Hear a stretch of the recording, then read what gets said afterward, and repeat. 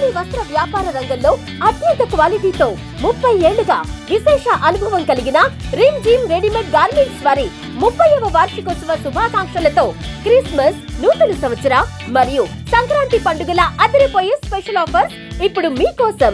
2 కొంటే 1 ఉచితం. Boys, gents మరియు లేడీస్ సెలక్షన్స్ లో కళ్ళు చెదిరే కలెక్షన్స్ మరియు ఆఫర్స్.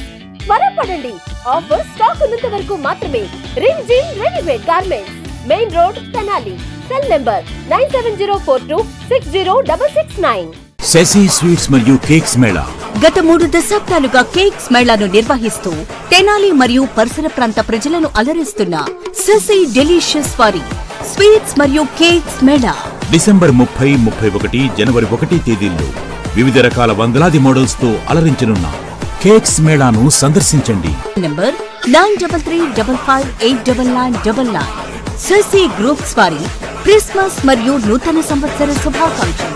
ప్రజా ఫార్మసీ అనే మందుల షాపు మన గౌరవ మంత్రివర్యులు నాదెండ్ల మనోహర్ గారి చేతుల మీదుగా ఓపెన్ అయిందండి. ఇదిగో ప్రతి సామాన్యుడికి అందుబాటు ధరలో నాణ్యమైన మందులు ఇచ్చేస్తున్నారండి. మరి ఆర్డర్ ప్రకారం ఎలాంటి మందులైనా తెప్పించేస్తున్నారండి. ప్రతిరోజు ఉదయం 7 గంటల నుండి రాత్రి 11:30 వరకు ఎప్పుడు తెరిచే ఉంచేస్తున్నారండి. ఇదిగో అల్లో గాంధీ చౌక్ లేదు, అక్కడ నెహ్రూ రోడ్ లోనండి. ఇదిగో మర్చిపోండి, చాలా తక్కువ రేట్లకే నాణ్యమైన మందులు ఇచ్చేస్తున్నారు. ఉంటారండి మరి. ప్రత్యేకంగా వచ్చి మా 3 ఫ్లెక్సీలు ఎలా కటింగ్ చేస్తారు? ఏంటి ఇలా తిట్టావంట అని చెప్పి అడిగితే దానికాడ చిన్న ఒక మెట్టుకోవడం అనేది కష్టాన్ని జరిగింది తప్ప ఎక్కడ కూడా కొడతాం అనేది జరగలేదు.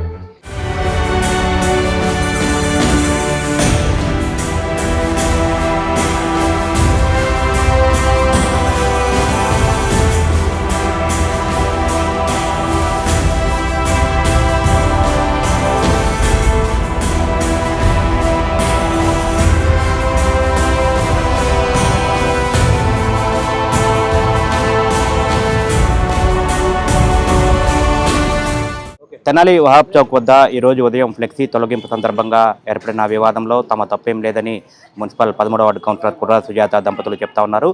ఫ్లెక్సీ తొలగింపు విషయంలో మున్సిపల్ సిబ్బంది అక్కడికి వచ్చి దుర్భాషలాడారు, మమ్మల్ని మా పిల్లవాడిని కూడా దుర్భాషలాడారు అని చెప్పి చెప్తా ఉన్నారు. తాము ఎటువంటి దాడి చేయలేదని చెప్పి ఈరోజు 1 టౌన్ పోలీస్ స్టేషన్లో వైఎస్ఆర్సీపీ నాయకులందరితో కలిసి ఫిర్యాదు చేసేందుకు ఇక్కడికి వచ్చారు. ఈరోజు ఉదయం అసలు ఏం జరిగింది, వహాబ్ చౌక్ వద్ద ఫ్లెక్సీ తొలగింపు సందర్భంగా ఎటువంటి వివాదం నెలకొందనేది మనతో పాటు కుర్రాశ్రీని ఉన్నారు, ఆయన అడుగుదాం. ఇప్పుడు మీ తరఫున మున్సిపాలిటీ చైర్మన్ ఎవరైతే ఉన్నారో మీరు కొట్టారు అని చెప్పి ఆరోపణ చేస్తూ ఉన్నారు, ఏం జరిగింది అసలు ఉదయం?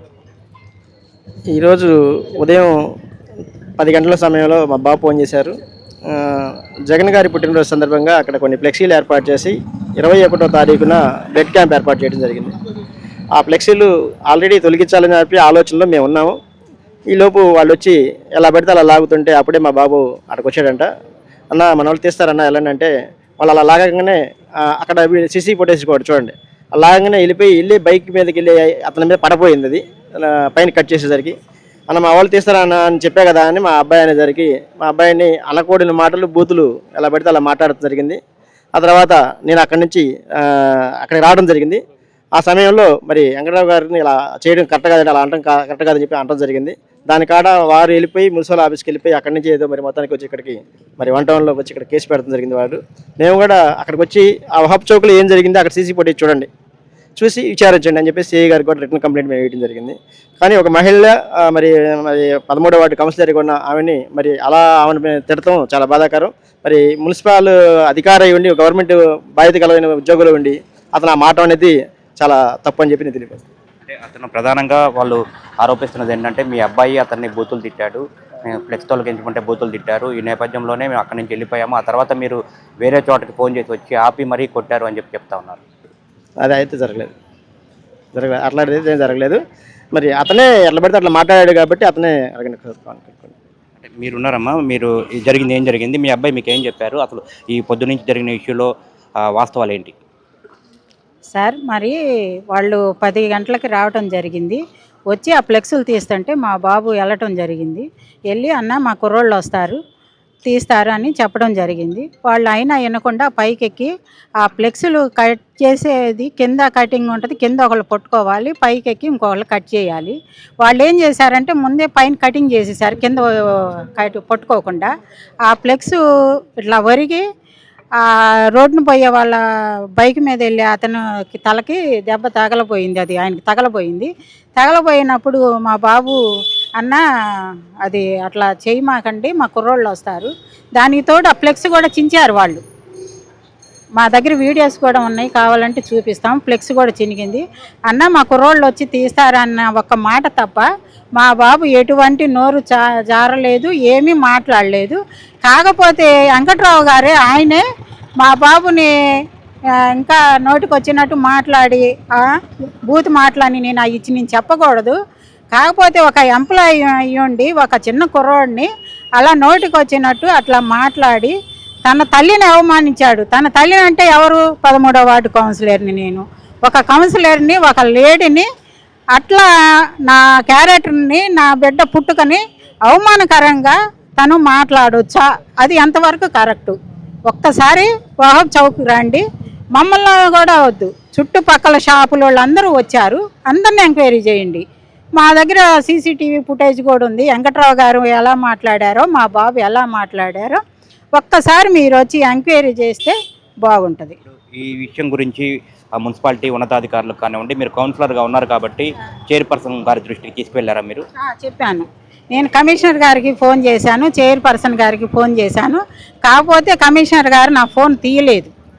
ఆయన తీసినట్టయితే ఆయనతో నేను ఫోన్లోనే మాట్లాడేదాన్ని. ఆయన తీయలేదు. చైర్మన్ గారు మటుకు ఫోన్ తీశారు. మేడం గారు ఇలా జరిగిందని చెప్పాను. మేడం గారు నేను మాట్లాడతానమ్మా అని అన్నారు. నన్ను రమ్మన్నారు. వెంకట్రావు గారితో ఇద్దరిని ఉంచోబెట్టి మాట్లాడతానని చెప్పడం జరిగింది.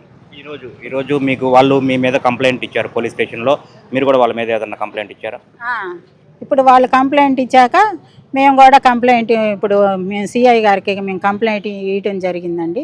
ఇప్పుడు అతను ఏదో నేను ఉద్యోగస్తుని అని మమ్మల్ని అంత దారుణంగా ఒక లేడీని అయ్యుండి, ఒక కౌన్సిలర్ని అయ్యుండి నన్నే ఇన్ని మాట్లాడాడంటే సామాన్యులు ఇంకెన్ని మాట్లాడుతున్నాడు అతను? అది ఒక్కసారి నేను ఆలోచించవలసిందిగా కోరుతున్నాను. ఇప్పుడు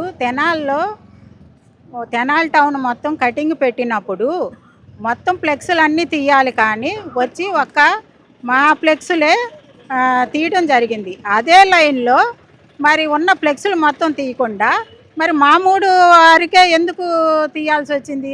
మరి మేమేం తీయొద్దంటల్లా, తీసేవాళ్ళు మొత్తం అన్ని పార్టీల వాళ్ళవి తీయాలి.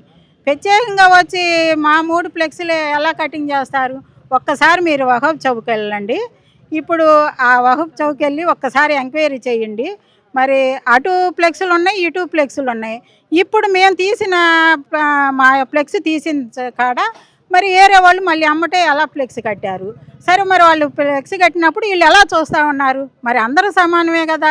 ఇప్పుడు మరి తెనాలి ప్రజలందరూ సమానమే. అలాంటప్పుడు మరి కటింగ్ పెట్టినప్పుడు మొత్తం తీయాలి, కానీ మా 3 ఫ్లెక్స్లే అడ్డం వచ్చినాయా?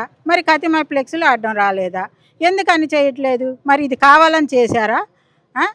అది ఒక్కసారి ప్రజలందరూ గమనించి నిర్ణయం తీసుకోవాలని కోరుకుంటున్నాను.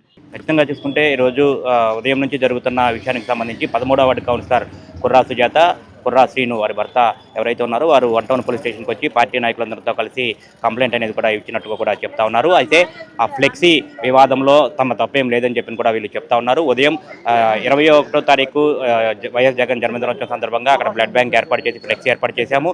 2 రోజులు అయింది కాబట్టి మేమే తీయదలుచుకున్నాము. కానీ ఈ క్రమంలోనే ఆ మున్సిపల్ టౌన్ ప్లానింగ్ సిబ్బంది అక్కడికి వచ్చి కూడా హడావుడి చేశారు అని చెప్తా ఉన్నారు. మమ్మల్ని దుర్భాషలాడారు, మా మీదే మా పిల్లవాడిని కూడా బూతులు తిట్టిన పరిస్థితి ఉంది. కాబట్టి మమ్మల్ని దుర్భాషలాడి మా మీదే కంప్లైంట్ ఇచ్చారు. మేము కూడా మాకు న్యాయం చేయాలని కోరుతూ కూడా కంప్లైంట్ ఇచ్చినట్టుగా కూడా చెప్తున్నారు. అక్కడ జరిగిన ఇష్యూకి సంబంధించి వహాబ్ చౌక్ కానివ్వండి, తర్వాత జరిగిన పరిణామాలకు సంబంధించి కూడా సీసీ ఫుటేజ్ ఉంటుంది, మొత్తం కూడా విచారించుకొని న్యాయం చేయాలని చెప్పినైతే వీరు కోరుతా ఉన్న పరిస్థితి. వీడియో జర్నలిస్ట్ సాయితో Gopichand, STV Tenali.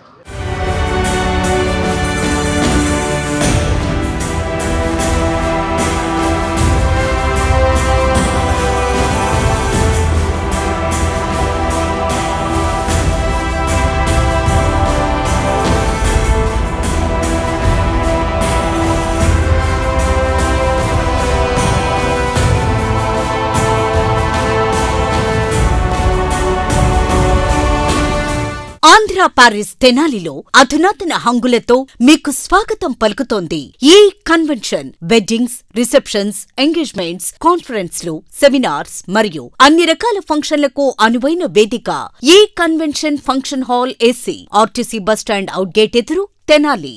Cell number 7288856666.